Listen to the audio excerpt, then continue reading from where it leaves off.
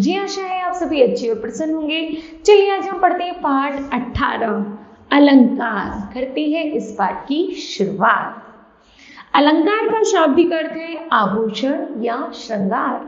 जिस प्रकार आभूषण धारण करने से शरीर की शोभा बढ़ती है, उसी प्रकार अलंकारों के प्रयोग से भाषा का सौंदर्य बढ़ता है।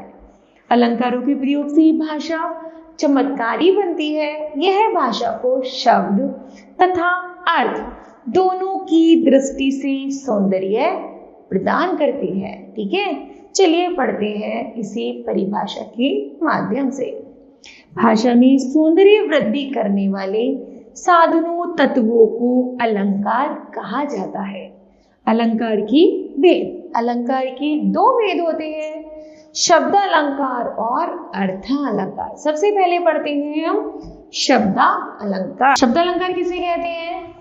जब वाक्य में शब्दों के माध्यम से काव्य सौंदर्य में वृद्धि की जाती है तो उसे शब्द अलंकार कहते हैं।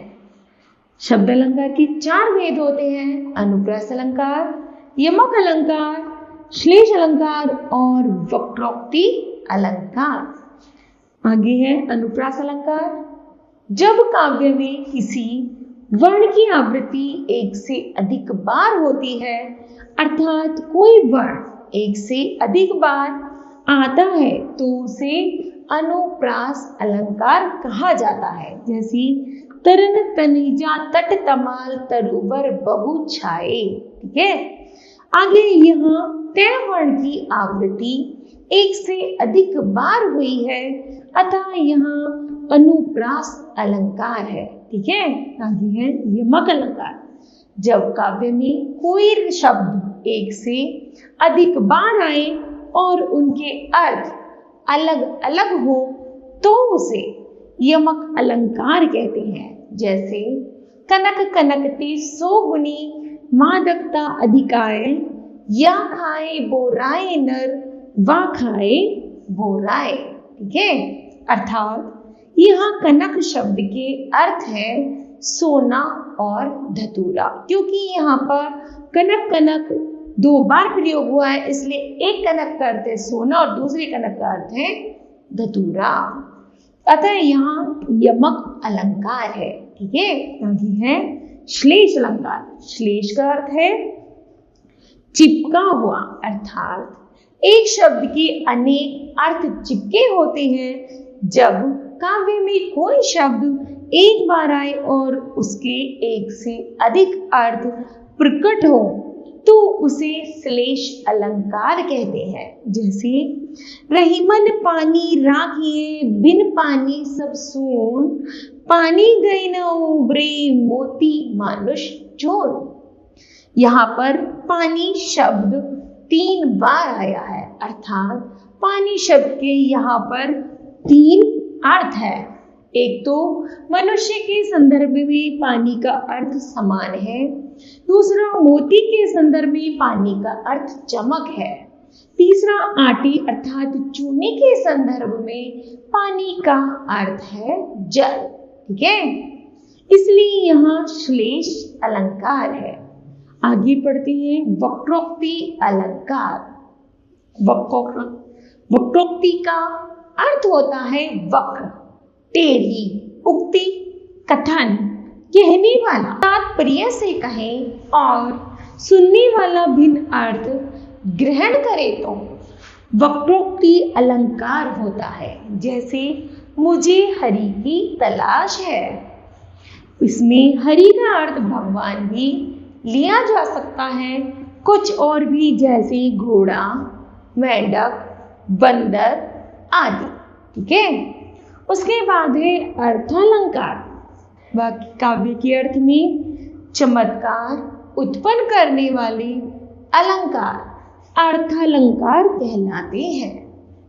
अर्थालंकार की भेद। अर्थालंकार के मुख्य भेद इस प्रकार है। नंबर 1 उपमा अलंकार, रूपक अलंकार, उत्प्रेक्ष अलंकार और अतिशयोक्ति अलंकार। ठीक है, सबसे पहले पढ़ते हैं हम उपमा अलंकार।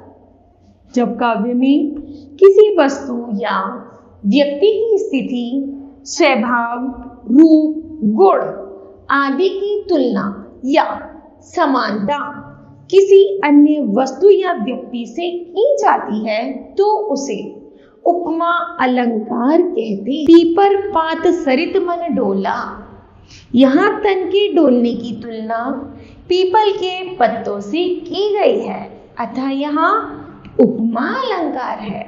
ठीक है, आगे है उपमेय। जिस वस्तु या व्यक्ति से उपमा दी जाती है उसे उपमा अलंकार कहते हैं। उपमा अलंकार में तुलना के लिए साम, सी, से, सम, सरित, समान, सदृश्य जैसे योजकों का प्रयोग किया जाता है। आगे है रूपक अलंकार। जहां दो वस्तुओं में बहुत अधिक समानता के कारण एक वस्तु को दूसरी वस्तु का रूप दे दिया जाता है, अर्थात जहां उपमेय में उपमान को अभेद आरोपित किया जाता है वहां रूपक अलंकार होता है। जैसे चरण कमल बंदो हरिराय, अर्थात बच्चों यहाँ भगवान के चरणों को कमल ही मान लिया जो गया है। उपमेय में उपमान का अभेद आरोप होने के कारण यहाँ रूपक अलंकार है। जैसे चरण कमल बंधु हरिराय, यहाँ हरि के चरण उपमेय में कमल उपमान का आरोप है, अतः यहाँ रूपक अलंकार है। ठीक है, उत्प्रेक्ष अलंकार। जब उपमेय में गुण धर्म की समानता के कारण उपमान की संभावना कर ली जाए तो उसे उत्प्रेक्षा अलंकार कहते हैं। जैसे कहती हुई यूं उत्तरा के नेत्र जल से भर गए, हिमकर्णों से पूर्ण मानो हो एक पंकज नए। ठीक है, यहाँ उत्तरा के जल आंसू भरे नयनों उपमेय में हिमकणों से परिपूर्ण कमल उपमान की संभावना प्रकट की गई है, अतः उत्प्रेक्षा अलंकार है। उत्प्रेक्षा अलंकार की पहचान मनहु, जनहु, ज्यों, जनु आदि वाक्यों शब्दों का प्रयोग। अतिशयोक्ति अलंकार। जिस पर विश्वास करना कठिन हो वहां अतिशयोक्ति अलंकार होता है। जैसे हनुमान की पूंछ में लगन ने पाई आग, लंका शीघ्र जल गई, गए निशाचर भाग। अर्थात इसमें हनुमान की पूंछ में आग लगने से पूर्व में सोने की लंका का जलकर राख होने का वर्णन है। बिना आग जले लंका का जलना संभव नहीं, अतः यहाँ अतिशयोक्ति अलंकार है। ये इस पाठ का महत्वपूर्ण तथ्य। करते हैं इसकी शुरुआत। ऐसे तत्व जो कविता की सौंदर्य को बढ़ाते हैं अलंकार कहलाते हैं। अलंकार मुख्यतः दो प्रकार के होते हैं, शब्द अलंकार और अर्थालंकार। शब्दों के द्वारा कविता में सौंदर्य लाने वाले अलंकार शब्द अलंकार कहलाते हैं। शब्द अलंकार के 4 प्रकार है, अनुप्रास, यमक, श्लेष तथा वक्रोक्ति। अर्थ की दृष्टि से कविता में सौंदर्य लाने वाले अलंकार अर्थालंकार। अर्थालंकार की मुख्य भेद है उपमा, रूपक, उत्प्रेक्षा तथा अतिशयोक्ति आदि है। ठीक है, तो मुझे आशा है बच्चों यह पाठ आपको समझ आया होगा।